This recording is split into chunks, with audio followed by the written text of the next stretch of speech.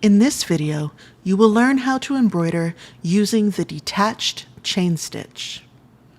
You can use this stitch on the leaves with the white floss in your kit, or you can use blue floss or the pink floss in your kit if you prefer your leaves to look more like flower buds. To begin the stitch, bring your needle from the back of the fabric to the front where you want the pointy end of your leaf to be. Now insert your needle down at the front of the fabric close to or into the same hole you just used. Do not pull the floss all the way. Instead, use your finger to hold the floss and create a loop on the front side of your fabric.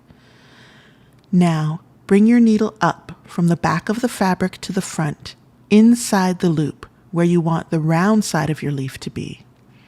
As you slowly pull the needle, you will notice that the loop shapes itself around the floss. Adjust your tension to create a leaf that is pointy or rounded. To anchor your loop in place, you now need to bring your needle down on the outside of the loop. I am demonstrating the stitch again, but reinserting my needle into the same hole that I came up on, making the end of my new leaf look closed.